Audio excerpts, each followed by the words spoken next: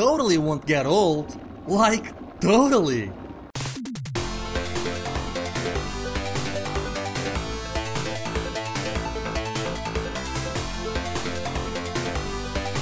The Legacy of Kain Blood Omen 2 is the sequel to Blood Omen, The Legacy of Kain, and the fourth entry in the Legacy of Kain series. This is an action-adventure game launched for the PlayStation 2 with a strong emphasis on combat as well as some light platforming and puzzle solving.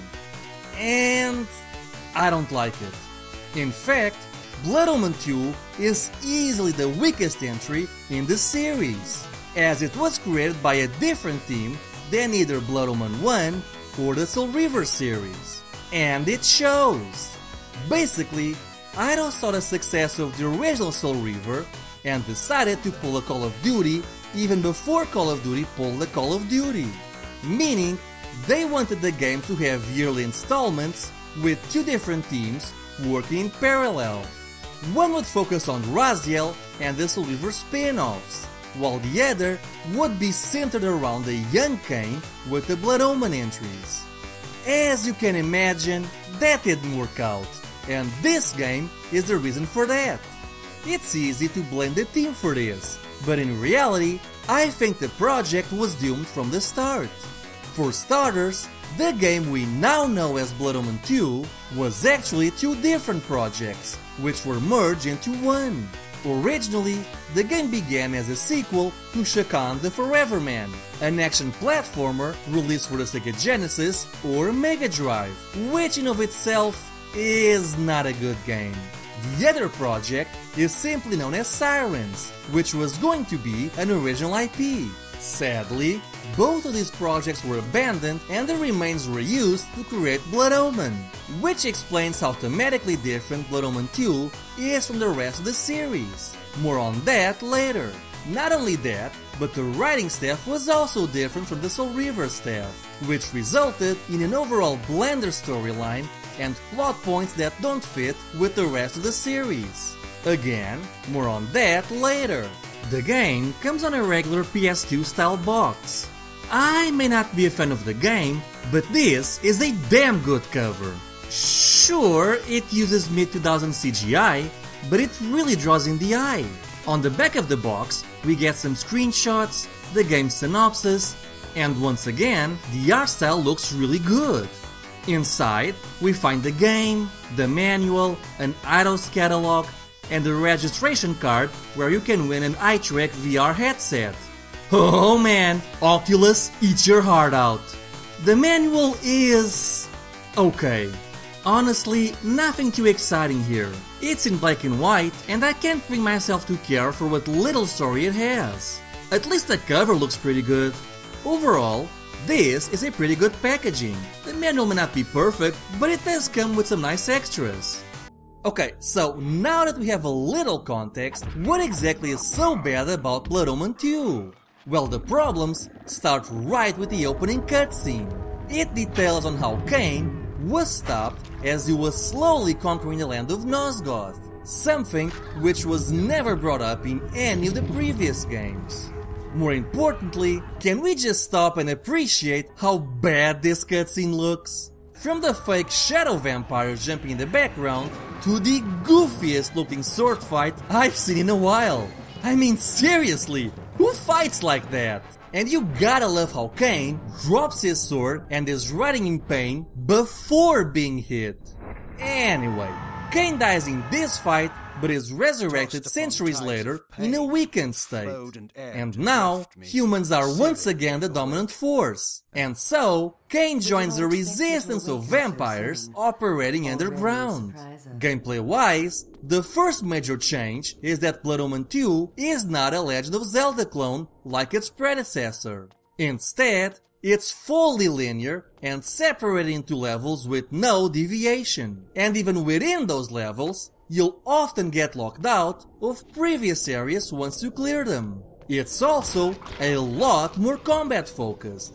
Kain can perform a simple 3-hit combo, block, grab his enemies and hit them, use weapons, and that's pretty much it really. I mean, okay, you'll later earn some combat abilities that can be charged up and released once. But for the most part, this is all you'll be doing during combat. This is an extremely limited moveset. I mean, I can think of several 16-bit beat-em-ups with a much greater moveset variety than this. It also doesn't help your controls are incredibly stiff. I know this was launched early into the PS2 lifecycle, but the controls really do feel more like that of a PS1 game than a PS2. And graphically, it's pretty disappointing as well. I mean, this was launched a few months after Soul River 2, and yet it looks much worse by comparison. Soul River 2 had colorful graphics as well as detailed and expressive characters. I mean, look at how detailed and expressive Vorador is in Soul River 2. And now look at how dull and lifeless he looks in Blood Omen 2. And the same applies to the writing too. The writing in Blood Omen 1 and Soul River 2 was florid and Shakespearean, filled with long monologues and overdramatic dialogues that felt like something out of a stage play. Soul River 1 was a little more subdued, often hinging more on showing instead of telling, as you'd often visit derelict temples and structures with no context as to what they were, but as you stared at the engravings, you could slowly put the pieces together. Blood Omen 2, on the other hand, reads like a fanfiction, where Kain is super cool and unstoppable, and everyone either fears him or looks up to him. In fact, it's kind of written like a late 90s or early 2000s action movie. You know, the ones filled with dialogue cliches. I'm sure you can think of a few examples, like, I don't know. Here, let's try it. You're our last hope. You are our last hope. I will not let you be wasted by premature action. He's too strong for you. He is too strong for you, Kain. With the Soul Weaver, he can kill us both. Don't underestimate me. Do not make the mistake of underestimating me. I used to praise this series for its writing, didn't I? Even the actors sound like they're phoning it in. Kain and Vorador sound bored and lifeless. Though you really can't blame the actors. There really is no saving this game's dialogue. Hell, for the most part, the game doesn't even have a story so much as a set of objectives. Anyway, apart from fighting enemies, you'll also have to platform and solve puzzles. The platforming segments are relatively simple, relying on jumps or making use of your vampire skills to progress further. Puzzles are also on the easy side. At first, they're solely about pressing buttons or pushing blocks. Seriously? Of all of the series staples they could have kept, this is the one they chose? But as you gain new abilities, the puzzles become more complex as you start using telekinesis, control the minds of humans, and more. And you acquire a new skill each time you defeat a boss.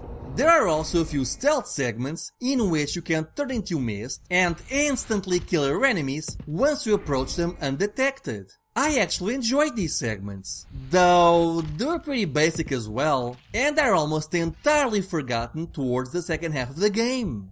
As it turns out, originally, the game was supposed to have had a much greater focus on stealth. But most of this concept was abandoned due to the troubled development of trying to adapt several different projects into an existing series. A shame too. Once you kill an enemy, you can drain their blood to recover health, which makes sense. You are a vampire after all. But every time you do it, you have to go through this.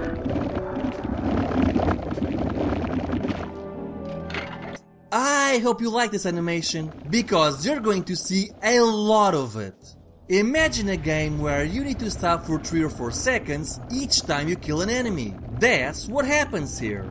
The original Blood Omen mostly got around this issue by allowing you to feed off multiple enemies at once. Not only that, but you'd only be tempted to feed if you were hurt.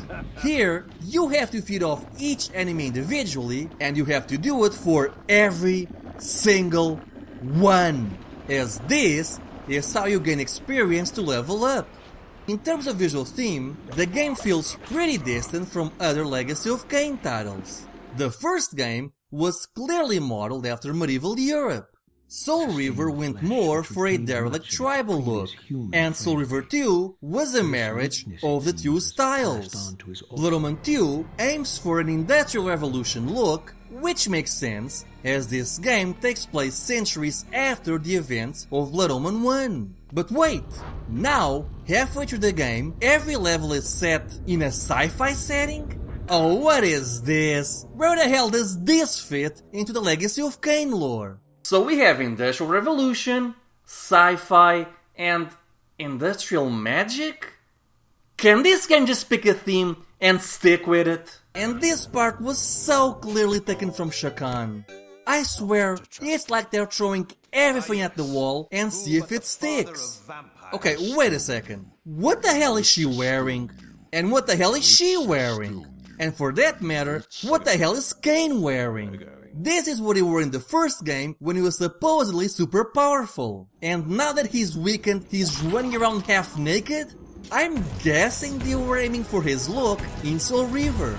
But if you're going for a tribal look, why is everyone else wearing armor? Is it just the vampires? Well, no, because the other vampires in Vorador wear clothes. I swear, it's like Vorador was trying to set up a resistance and instead ended up creating a weird sex cult. I mean, look at his face. If those dead, lifeless eyes aren't the true face of regret, I don't know what is. Finally, I want to bring up the many elements in this game that just don't fit with the rest of the series.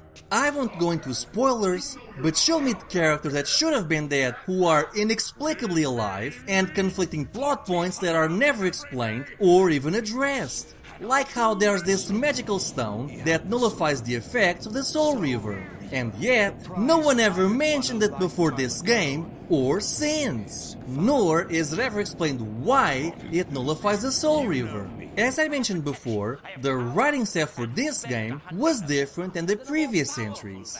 And Amy Hennig, the series head writer, had to somehow tie the many loose ends from this game into the fifth and final Legacy of Kain title, with mixed results. Overall, I can't really recommend Blood Omen 2. It's an odd hodgepodge of different game concepts and ideas that were shoehorned into a series where it simply didn't belong. The gameplay is repetitive, the story is uninteresting, graphically it's pretty bland, and there's even the occasional frame rate stutter. Even if you love the Legacy of Kain games, you can easily ignore this one, as what little story there is can be safely discarded. It's not a good Legacy of Kain title, and it's not even a good vampire game. Sadly, my recommendation is to avoid this one. Hey everyone, thank you for watching St1ka's Retro Corner. If you enjoyed the video, be sure to like, comment, subscribe, and share this video. All that fun social media stuff. And if you want to support the channel, check out my Patreon, where you'll find all kinds of awesome rewards. Anyway, I hope you have a great day. Bye!